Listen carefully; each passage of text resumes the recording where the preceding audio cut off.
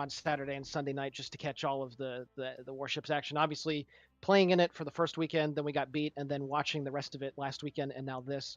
I don't know. I have a problem. I care about this game a little too much. You have a fever, and the only solution is more warships? Yep, pretty much. We'll go with that. The only prescription is more warships. Yes. Oh man. Yeah. Oh Jesus! Don't talk about. Okay.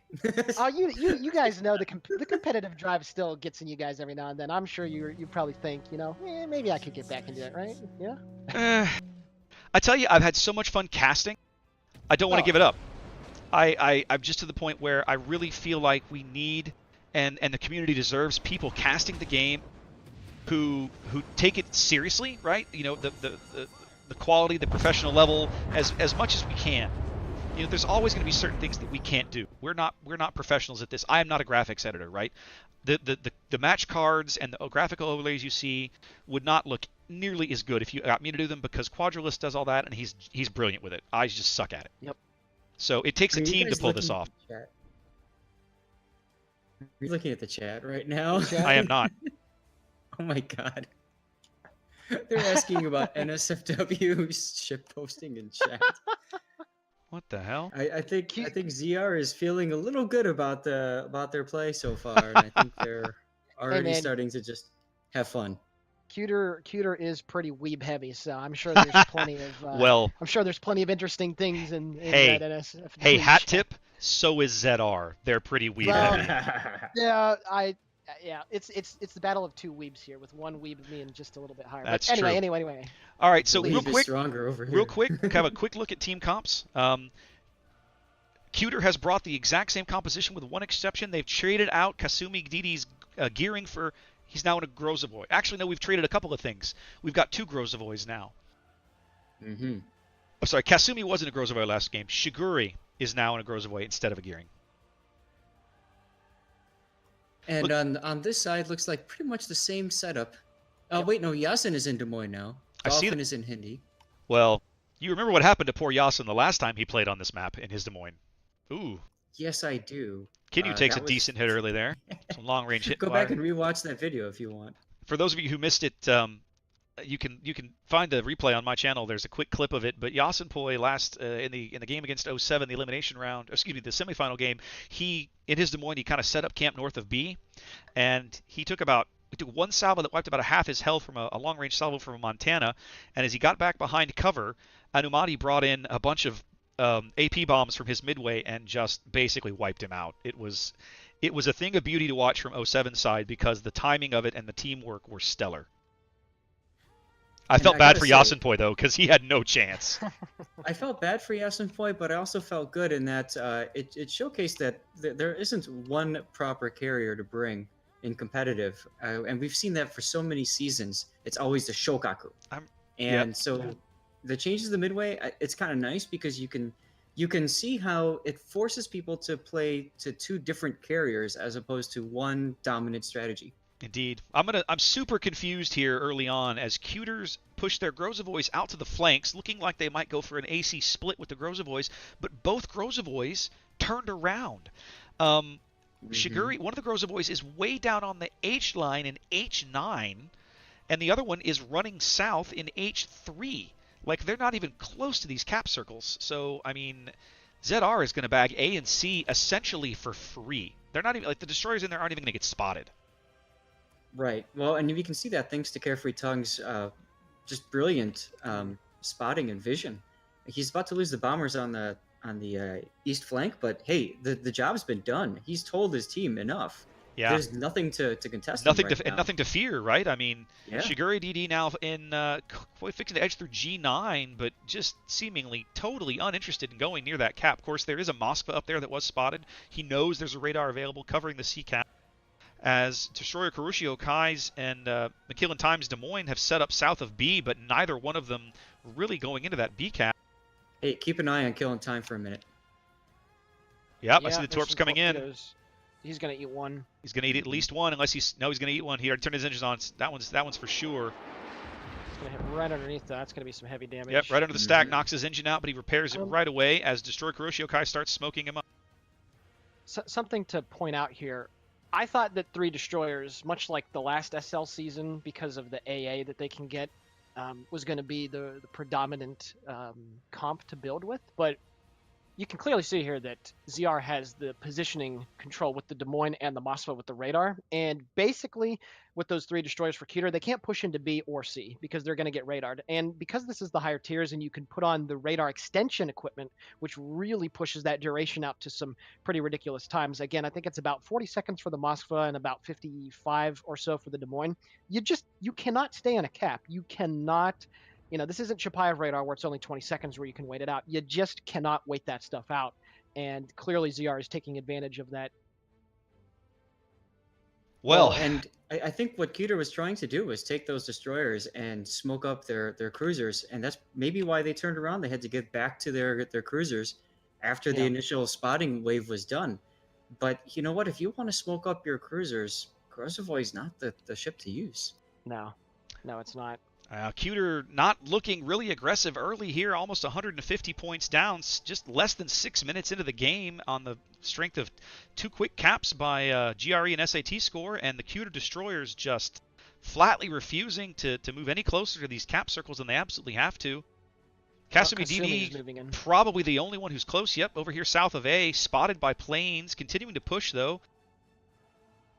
Yeah, he's going to get punished a little bit for that kind of a push. Well, but he's got 25,000 hit points. I mean, use them for something. Exactly. The biggest problem though is you have to get the push going on both sides. Otherwise, it allows these guys to just focus on one ship. As you can see, Yasin's even getting in on this now. Dolphin Princess got chunked a bit, I think. Mm-hmm. That's right. Big torpedo salvo going through the smoke over here as Cruiser Kinu eats 1 on the stern. The Des Moines? No, the Hindenburg south of C just ate 1 torpedo in smoke. Yeah, smoke has just evaporated now. Kasumi DD now moving into A, contesting it, but is it GRE or SAT that's on the northern end of the cap? GRE. One thing I also wanted to mention, and wanted to see if you guys concur, whenever ZR's cruisers do take a decent chunk or whatever, they don't get chunked again. They're able to, they get chunked once and they realize, okay, I've made a mistake. Where'd the shells come from? Let me reposition accordingly. And then they don't get, blacked hard again. They're okay with taking a hit or two if it means that, they're kind of spreading around the damage. You're absolutely correct on that. And then the next time you see them, they've already healed up at least once. Mm-hmm. Absolutely. I agree. ZR does a really good job kind of rotating their cruisers out of the line of fire when necessary. We've seen it time and time again. Yasin getting chunked in that game against 07, kind of a rare thing. And it took 2 different ships and a very specific tag team and a sequence of events for that to occur. Because at the start of that sequence, what you see before the shells actually take Yasin's health away is he pops his defensive fire to drive off a torpedo bomber strike that Anumati pulls out. Then Yasin eats a bunch of shells that takes half his health away, and then the AP bombs come in. Look over at A. Kasumi just got spotted. Yep, I'm already there. He's leaving some torpedoes for GRE, but I'm sure GRE is kind of running north now. Yeah, nowhere near the smoke. Yep. Kasumi picking up A, but CUTER almost 300 points behind here as we get close to the halfway mark of the match, as now it looks as if SAT is in B. There he is. Ooh, big rumble at B here. He's right in front of Kuroshio Kai. And Yasin's got shots into A. I think he's going to keep just blind firing into that smoke and get some reset points here and there. So, and the thing is, yep, there it is. Jerry gets back in the cap. There's no way. Kuroshio Kai and SAT score now proxy spotting each other in B. About to end as they pass more than 2 kilometers away. There we go. But aside from the carriers, nothing can shoot SAT. Nothing's really got a shot on him. Nobody has shots on him. He does take. He takes a little bit of fire there. 1 shell in the bow from that must have been the Yamato. Takes a few more bomb. Yeah. He's refusing to lead the cap though. Kuroshio Kai looking like he's going to reverse now. Maybe get his guns around. Still no shots. Can't quite make him out. Is that gearing at the southeastern corner of B as you're looking at the minimap? Yes, he is. You're about to see him. I can see he's spotting SAT score now. Somebody's spotting SAT score must be radared. Des Moines, yeah. Yeah, Des Moines radar Yeah. must be active now in B. Here comes the torpedo squadron for SAT score. Torpedo drop. He good. Yeah, no, That's nothing. It's an odd place to try and drop that, but okay. Yeah, I think he knew defensive fire was up, so he just wanted to get the torps out and get his planes back to the Kuroshio Kai continuing to reverse, now throwing some torpedoes. B still going nowhere. I'm assuming GRE score is now back in A. I don't see that one ticking up either. Yeah, Nope. he's gonna stay there. There's no way, unless the Yamato can somehow get rid of. Redo front's Hindenburg looking low. or Yamato. Redo front now on about 6,500 HP, exposed north of C. Could he be the first Yeah. kill of the game? Yeah, sure. Looking, looks like. He's looking trying to back positive. up. He's trying to get out of there. 1,800 HP and falling. More shells still coming in. Nope, he's going down. Yeah, I think He's so. gonna go down here. 300 HP. One shell will do it. There we go. CUTER bags their first kill. Some badly needed points to try and close the gap here.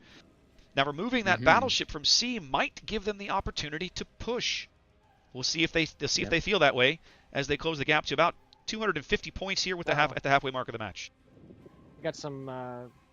We got Kuroshio Kai's backing up. Yes, he is. Trying to get a position. Decided we're finally going to have it out with SAT or force him back out of the cap, continuing to fire. Put good fire into SAT score's bow. Really good shell hits there. Kuroshio has about a 10,000 HP lead in this damage race. His buddy in the Des Moines is not able to help him out. SAT score might go down here. He's very exposed. Oh yeah, he's going down. He's gonna go down. Moving Maybe he's got his torps right torps now. ready. Yeah, he's dropping his torps. There it is. He's going widespread too. He's going widespread. Yep, I approve totally of that cool with plan. Yep. Kuroshio Very Kai fun. now Get him accelerating, trying to avoid these torps. Will it be mutual annihilation? It will. It's mutual annihilation. Wow. Ooh, He had nope. to have- Kuroshio accelerates and What? gets out of it. He's going to What? kill SAT. There he Wow, goes. that desync was insane. That torpedo went underneath the center of his ship. Not on my screen. Kuroshio Kai now the sole surviving destroyer in B. That's an excellent push by CUTER, flushing out SAT score and taking him off the board. They should be able to cap B as Kasumi continues to hold down the points at A. They've now closed the gap to less than 200 points with 8 minutes to play. They are still in the lead, but down on ships, and that's going to be... 2 ships down. We haven't seen this Big happen to problem. ZR in a while. No. But CUTER No, has these are given the up a first lot of two health to get kills. this board position. Yes, absolutely. These are the first 2 kills I think that they've got in the entire set so far. But it couldn't come at a better time because they need to. They desperately need a win here. One loss, one more loss, and their day is over. Shigure's Grozavoy still refusing to move up on C. I think he's just reluctant to do so until they finish pushing this Moskva off the board. Made you read this Moskva very low now. 6,800 HP and falling. 2,900 and falling. And that's the problem with the Moskva is you get in position there, you have to block shots from all angles. And that's a very small island to butt up to. Indeed. Shinano explosive in smoke on fairly low, 23,000 HP for a Montana, but made you read this, repairing now, just popping his heel. More shells continuing to fall on him. They desperately need to get him off the board. There it As goes. CUTER, as Kurozukunu bags him. Shigure now out of excuses. He really needs to get into C now. Like, this needs to happen. CUTER closing the gap to less than 120 points with 7 minutes to play. And now there he is. How much hit points does the CUTER gearing have at A right now, SeaRaptor? He is tucked up against the island. the gearing at A. Oh, the Grozavoid A? The Grozavoy, sorry. Kasumi has about 11,500. He's right at about half health. Okay. Ooh, big shells on GRE score now as he's spotted running north of A. It might be that Kinu will... Kasumi DD will finally pick up A. They finally seem to have flushed GRE out. CUTER may be seconds away here from 3-capping this map. Shigure's AA churning at C, trying to drive away these planes and allow him to seal the deal here. As Shinano Explosive and Kurozukinu continue to pressure Mechanics is surviving Hindenburg, the sole surviving ZR ship at B. Mechanics takes a decent hit there. I tell you, CUTER looked really bad going 300 points down now, but they've just played patient, continued to push. That decisive gearing loss at B, I think, is really going to hurt ZR here. Absolutely. Less than 100 points separate the two teams now with almost 5.5 minutes to play. CUTER will soon be the only one gaining points. ZR needs to regroup and find a pressure point to push, but they're 3 ships down. It's going to be very challenging. Now, the irony that I spoke of earlier was like, I don't know if the 3DD, it doesn't seem like that it's working out too much, but the big caveat is that if you are able to get a cruiser off the board, or if you're able to kill one of their DDs, then it does open it up a bit more for you. Indeed, some very, very solid destroyer play there at B. Destroyer Kuroshio Kai taking out SAT score was a huge moment from this match. Yep, and there was a bit of a misplay there. We didn't see AP being used against the broadside gearing, and I think that would have had a huge impact on his health. Now, GRE score must be radared now north of B. McKillen Time being very aggressive here, continuing to push north. I'm not sure the wisdom of this. There's a Yamato way over on the 3 line that could punish him for this move. Ooh, but it pays off. Lukaku Deri's Yamato shells connecting as the lead continues to build for CUTER. I think it was one of those calculated risks where they said, all right, we're probably going to lose a ship in the trade, but we got to get this destroyer off the board. Yeah. You deny an awful lot of the vision, a lot of the smoke. Indeed. Well, CUTER's been a really smart play as well. Shinano Explosives Montana south of C, very low. They've pulled him back out of range, out of spotting. McKillen Time now reversing into Kuroshio Kai's smoke in B. He's got a torpedo. He's got a torpedo strike coming in. Kuroshio taking some shells. He's the low. That Des Moines needs to angle. He needs to be very careful from the Hindenburg that's over north of C. He did take a pretty decent chunk there. Here comes a torpedo strike. It's like a blind torpedo strike as a strafe comes in that misses. No dice on the strafe. Kuroshio Kai on 47 hit points in this smoke. Torpedoes going in now on McKillen Time and Kuroshio Kai here in smoke at B. Yep, and this is when you tell your team, just shoot the damn smoke. McKillen Time is fine. He will take nothing. Kuroshio Kai is fine. He will take nothing. The question is, does Yasenpoi have a radar? Because a single shell, an overpen, will wipe Kuroshio off the board. No, I think they were lit earlier in the smoke, and the radar is out now. Yeah, it is out. 3 minutes to play now. CUTER with a 250-point lead, continuing to build on the back of their massive cap advantage here in Game 3. Yeah, and this is what I mean. Like, I think the ZR is mishandling this right now. They need to be shooting into the smoke. Even though you have a shot on Kinu there, you got to get that destroyer off the board. Kashimikaze's Yamato now pushes down the 2 line. He's had enough of this garbage. He is going to go take on this Grozovoy and Hindenburg. Yeah, let's see what happens. All of us here were singing the praises for ZR, and at the beginning they had excellent board position, and I don't know if it qualifies as a throw per se, but I hesitate to call it that, but I feel like there was absolutely no reason for them to risk SAT at B. I think that was the mistake. There was no sense to drive him that close to a Des Moines and a gearing. It was what was the need? They did not need B cap. They didn't. So why send him over there? And the biggest thing was Yasenpoi wasn't in a position to support him at the time. No, he wasn't. It's one thing to send him out there to try to harass B and cap it if Yasenpoi's guns are able to help, but they weren't. Speaking of Yasen, it might be in a bit of trouble here as he grounds himself just north of a northeastern corner of A, fully exposed, broadside to a Yamato. Here come the Yamato shells. Big hit, but not enough to wipe him out. Nope. Well, of course he's healing. Not, right? I know. 2 minutes to play. CUTER within a hair's breadth of victory here, ticking up points very quickly on loop. And that means CUTER's not out of this. CUTER's not out of this. Win for them. They need this to know that they're competitive too, just like ZR, and they're going to come back from this with that newly instilled confidence that they can do this. Well, we were talking about it earlier. This is kind of how things began to play out the last time we played in that finals match with SF and APOC a couple of seasons ago. We went down 0-2. We picked up Game 3. We went into Game 4 with a tremendous amount of confidence. But CUTER has to be feeling that right now as they claim Game 3. Oh yeah, that kind of morale booster, especially considering that they did not even lose a single ship. That was very impressive. They recognized the mistakes that were made and immediately were able to capitalize on them. Now, if you look at the plane totals, you're going to notice something, a big difference here now. It seems as if Carrier Midway has decided maybe more conservative, pulling Carefree Tongue's fighters back closer to enemy-friendly A. I'm not sure, but he seemed to be playing more intelligently is not the word I want to use, but that's all I can come up with right now, that match.